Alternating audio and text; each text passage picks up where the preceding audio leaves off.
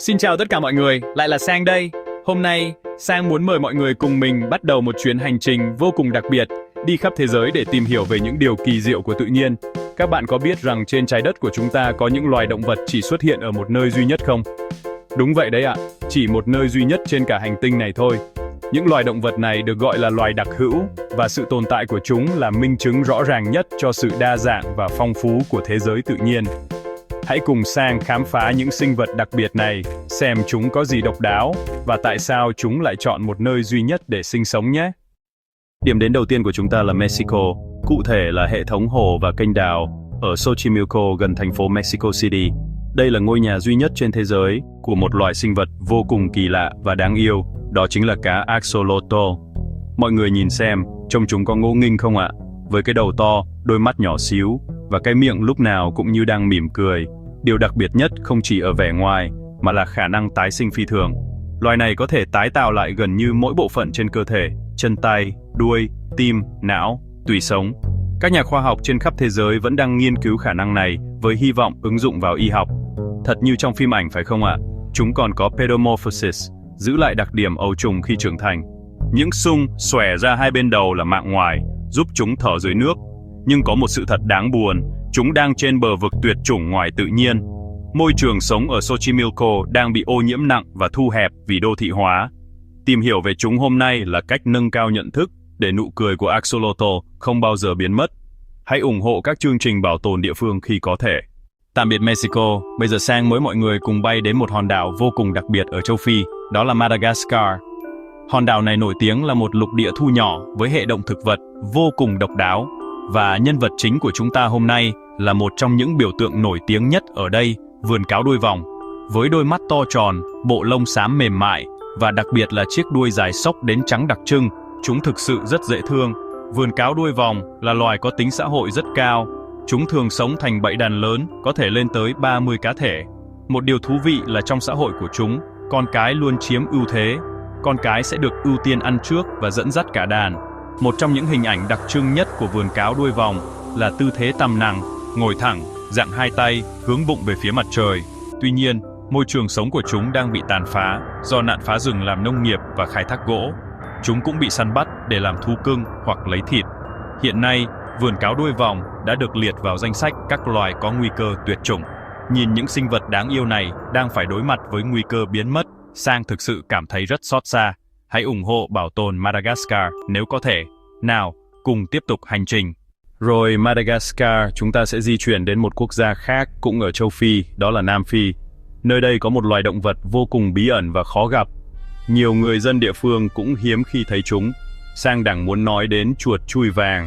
Chuột chùi vàng có bộ lông óng ánh như tơ, có thể đổi màu từ vàng, bạc đến ánh đồng, trông như một viên ngọc sống.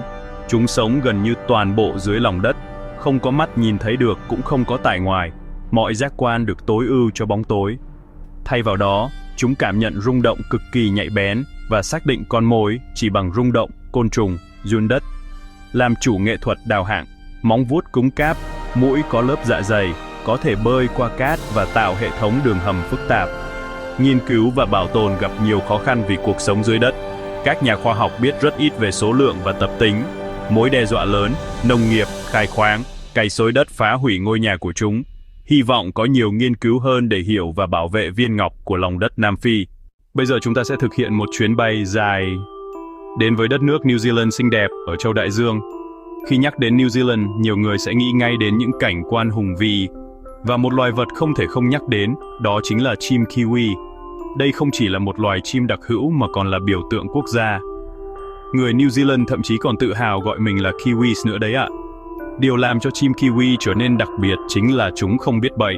Đôi cánh của chúng rất nhỏ, ẩn dưới lớp lông dày trông giống như tóc hơn là lông vũ. Chúng là loài chim duy nhất trên thế giới có lỗ mũi ở cuối mộ. Khứu giác cực kỳ phát triển giúp chúng đánh hơi côn trùng và giun đất vào ban đêm. Một quả trứng kiwi có thể nặng tới 20% trọng lượng của con chim mẹ, tương đương với một người phụ nữ sinh ra một đứa trẻ nặng khoảng 12 kg vậy. Sau khi chim mái đẻ trứng, thường thì chim trong sẽ đảm nhận nhiệm vụ ấp chung trong suốt gần 3 tháng trời. Trước khi con người đến New Zealand, gần như không có loài động vật ăn thịt trên mặt đất, vì vậy kiwi không cần phải bay. Nhưng hiện nay, các loài du nhập như chó, mèo và trốn đã trở thành kẻ thù đáng sợ của chúng. Chính phủ và người dân New Zealand đang nỗ lực hết mình để bảo vệ loài chim biểu tượng này bằng các khu bảo tồn không có động vật ăn thịt. Hãy cùng họ giữ gìn niềm tự hào này cho các thế hệ tương lai. Tiếp theo, Sang mời mọi người cùng đến một nơi được mệnh danh là phòng thí nghiệm sống của thuyết tiến hóa. Đó chính là quần đảo Galapagos thuộc Ecuador. Nơi đây là nhà của một trong những sinh vật sống thọ nhất trên cạn, đó là rùa khổng lồ Galapagos. Những con rùa này có thể nặng tới hơn 400 kg và dài hơn 1,8 mét. Đứng cạnh chúng ta sẽ cảm thấy mình thật nhỏ bé. Chúng có thể sống hơn 100 năm trong tự nhiên, và một số cá thể nuôi nhốt còn sống tới gần 200 năm.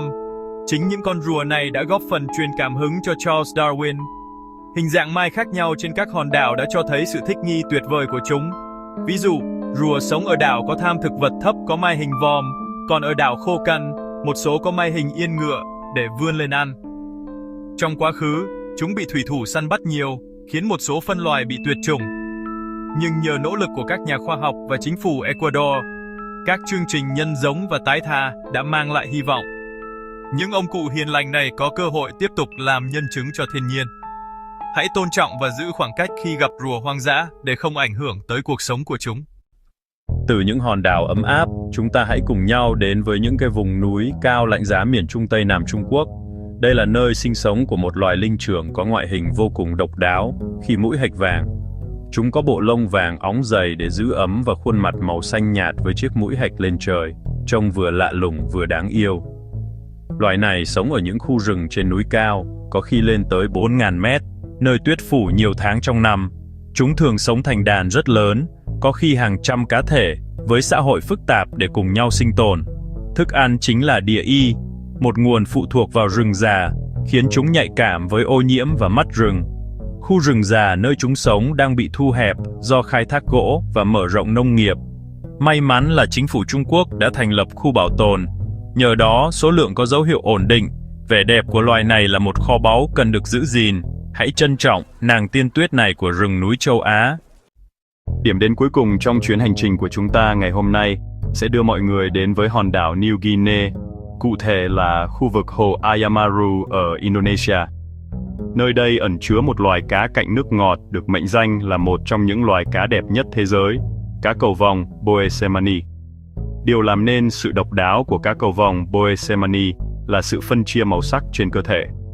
Phấn đấu và nửa thân trước của con đực có màu xanh lam hoặc tím rực rỡ, phần sau và đuôi có màu vàng cam hoặc đỏ tươi.